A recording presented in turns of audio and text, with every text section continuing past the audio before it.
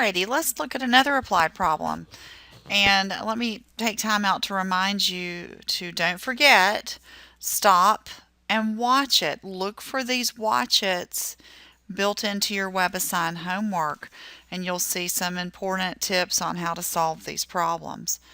The problem I want to solve with you is shown in the figure below.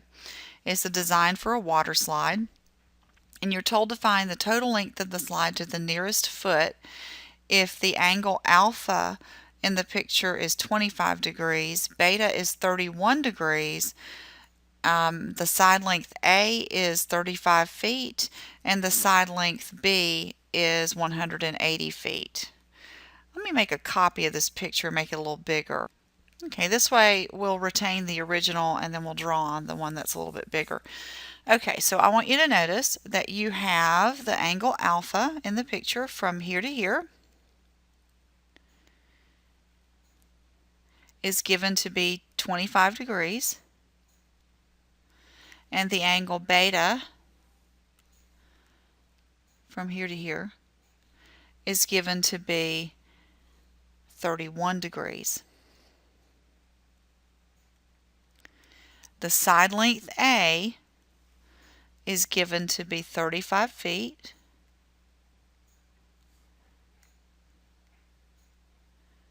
and the side length B is given to be 180 feet. Okay, now I suggest you think about what's comprised here in terms of the actual slide length. You have three lengths. You have this length, this horizontal length, and this length. Okay, so I'm going to label those length 1, 2, and 3. Okay, and then we know that our slide length is basically the sum of those three. Okay, now how do we get these? Well, we are most equipped to deal with right triangle trig. So what I want you to notice is that if you drop a perpendicular here,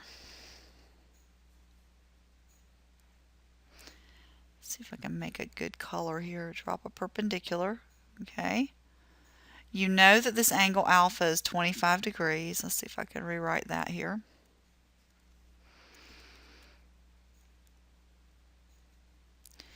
And you know that the side length A is parallel to this triangle side length. So you actually know the angle, the side length, and you can find L1 in that first triangle by using the sine function or the cosecant function. Take your pick. Sine of 25 degrees would be 35 divided by length 1. That's the same as saying cosecant of 25 degrees would be length 1 divided by 35. Okay, so length 1, sine of 25 degrees is 35, or length 1 is 35 divided by sine of 25 degrees, or as I said, that's the same as saying 35 times cosecant of 25 degrees. Now, if you have a calc pad, either one of them is just as easy to type in. But if you're doing this with a calculator, then this is probably easier to manage. Okay, so that's length 1.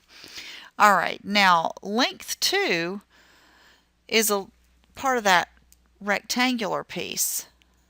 I'm going to actually hold off on length 2 for just a second and go get length 3, which is the hypotenuse of the triangle containing beta. So notice you have the height of the triangle, which is 35 units, and the angle, which is 31 degrees. So using the same approach as we found with L1, we can actually find length 3 by saying sine of 31 degrees is 35 divided by length 3. So length 3 sine of 31 degrees is 35, and length 3 is 35 divided by sine of 31 degrees. Okay. Now, an observation I would like to make with you is that the length 2 portion, if I look at the two right triangles I have, if I find their base lengths, then I can take the 180 degrees, or excuse me, not degrees, 180 feet here, excuse me, and I can actually find length 2 as the 180 feet minus what these two lengths are. Okay, so I can subtract those out. All right, well, if I want to find the length x1, I go back to the same triangle that I used to find L1. We can use the trig function, in this case tangent or cotangent if we wanted to, because you have the side opposite 25 degrees and you want to find the side adjacent. Now, let me just use cotangent. Actually, let me take that back. Let's use tangent because this is not a symbolic entry problem, and tangent's easier to access on your calculator. So tangent of 25 degrees would be 35 divided by x1. So x1 times tangent of 25 degrees is equal to the number 35. So x1 is equal to 35 divided by tangent of 25 degrees. Okay, now using the same manner of thinking, I'm going to go down here. To find x2, it's the base of the triangle containing beta, and x2 is adjacent and 35 is opposite. But again, because this was not a symbolic entry problem, I'm going to opt to use sine, cosine, and tan. And so in this case, I would say tangent of 31 degrees equals 35 divided by x2, and it's really the same algebra all over again.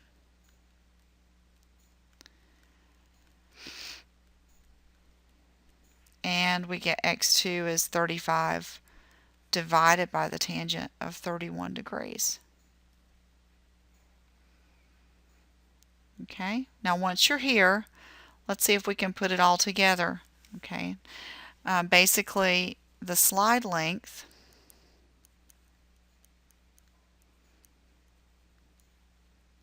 and you'll need to use your calculator to get these as decimals. Your slide length is 35 divided by the sine of 25 degrees, which is L1. Now, L2 is 180 minus x1 minus x2 to get that part of the rectangular portion. Okay, all of that, think of that as one group. That's L2 plus L3, which is 35 divided by the sine of 31 degrees. Okay, let's see if we can get an approximation here. Okay, make sure your calculator is in degree mode. Make sure that you have your fractions accordingly in your calculator. And I get 197.4656722, and this would be in feet. Now, let's take a look at the problem again to see how we were supposed to enter our answer. All right, they said to round it to one decimal place. So we're going to have 197.5. And the feet is already provided for us.